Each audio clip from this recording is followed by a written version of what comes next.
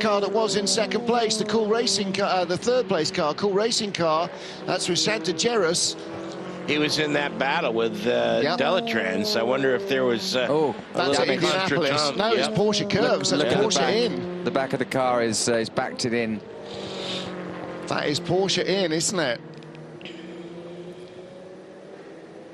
Ooh. Oh, good. Okay, Lord. but he's only got half a mile to get back to the pit lane.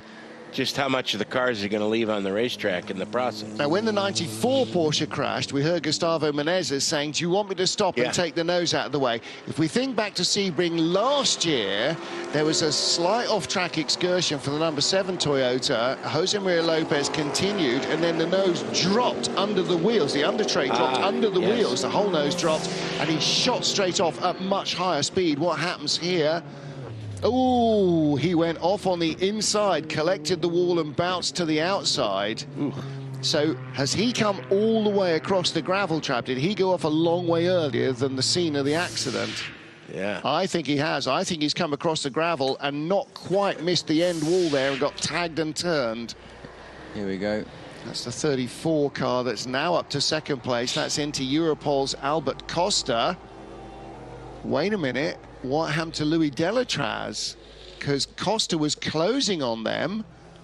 So did Delatraz get held up there somewhere? Delatraz is, he's third.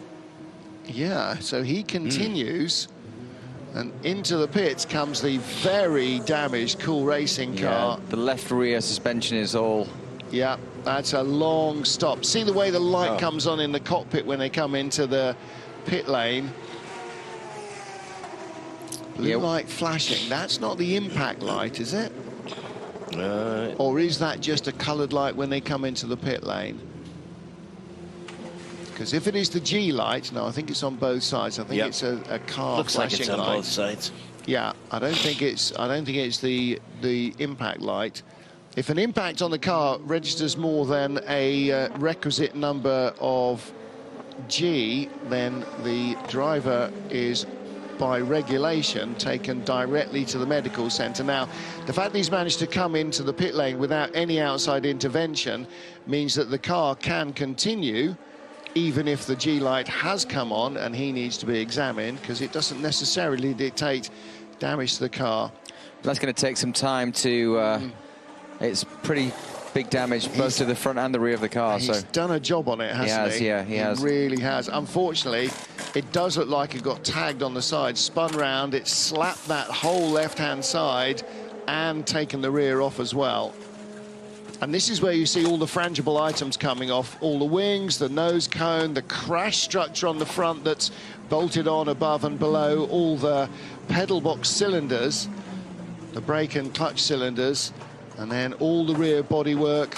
All those suspension components are designed to bend and brake and separate from the car rather than tear out. So we don't see where he goes off.